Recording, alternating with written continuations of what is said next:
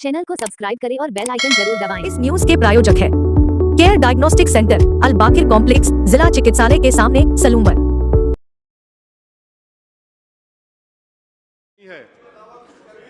क्या ये सच नहीं है कि आप ही के आदादोशुमार 75वां NSSO का डेटा ये कहता है कि 25% मुस्लिम बच्चे पैसों की गुर्बत की वजह से तालीम से ड्रॉप आउट हो जाते हैं? क्या ये सच नहीं है कि 7 साल से ऊपर जो बच्चों का खवानगी का तनासुब है तमाम मज़ाहिब में सबसे कम मुसलमानों का है? क्या ये सच नहीं है कि ग्रॉस अटेंडेंस रेशियो तमाम मज़ाहिब का सबसे कम मुसलमानों का है? क्या ये सच नहीं है कि सबसे कम एनरोलमेंट जो होता है वो मुसलमानों का है? क्या ये सच नहीं है कि AISHE की रिपोर्ट ये कहती है कि हायर एजुकेशन में मुसलमान का तनासुब 5% से 4% पर आ चुका है? और ये सरकार इन तमाम आदादोशुमार को देखते हुए, इनके आदादोशुमार को सामने रखते हुए सदर जमहूरिया के खुतबे में लफ्ज अकलियत का, माइनॉरिटी का जिक्र भी नहीं किया गया, जो भारत की आबादी का 19% का हिस्सा है। ये इनकी मोहब्बत है अकलियतों से और मुसलमानों से। सर, क्या यह बात सच नहीं है कि आपने माइनॉरिटी के बजट को 40% कम कर दिया, स्कॉलरशिप के पैसों में 560 करोड़ रुपए कम कर दिए? ये आपकी मोहब्बत है जो नफरत की निशानी बनती है। नरेंद्र मोदी की सरकार ये नहीं चाहती कि अकलियत और मुसलमानों के बच्चे तालीम याफ्ता होकर इस देश को मजबूत करें। वो उनको हमेशा गुर्बत और नाइंसाफी का शिकार बनाकर रखना चाहती है। सर, दूसरी बात इसमें यह है कि आज अकलियतों को मुसलमानों के ताल्लुक से कोई महीना ऐसा नहीं जाता जहां पर उनको जान से मारने की धमकी नहीं दी जाती। बरसर इख्तिदार जमात के एक MP साहिबा ने कहा कि चाकुओं को सिर्फ तरकारी के लिए इस्तेमाल मत करो, गर्दनें काटने के लिए इस्तेमाल करो। बरसर इख्तिदार जमात के एक MP ने दिल्ली में कहा कि मुसलमानों का समाजी बायकाट करो।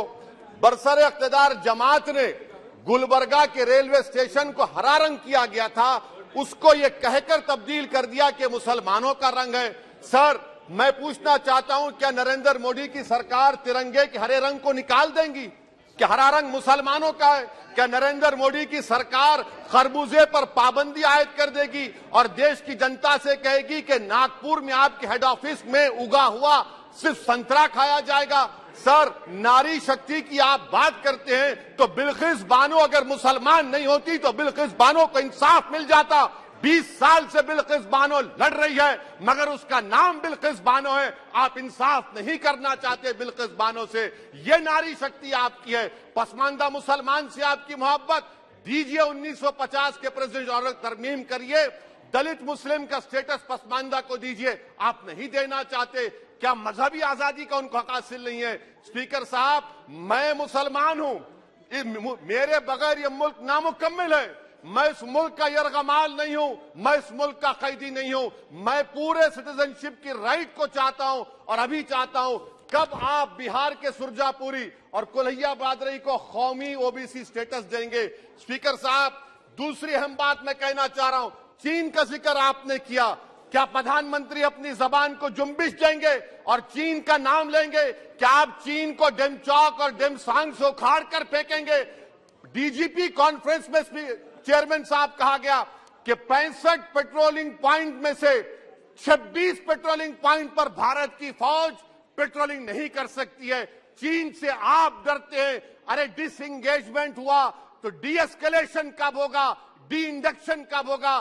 चीन से आप डरते हैं। 3 साल से चेयरमैन साहब 50,000 भारत की फौज हजारों फीट चोटियों पर बर्फ में खड़ी हुई है। देश के प्रधानमंत्री को क्या भारत की आवाम पर भरोसा नहीं है? भारत की फौज पर भरोसा नहीं है? अरे, चीन का नाम लीजिए वजीर आजम, डरिए मत चीन से। तीसरी पॉइंट सर, हमारे कानून के मंत्री चले गए।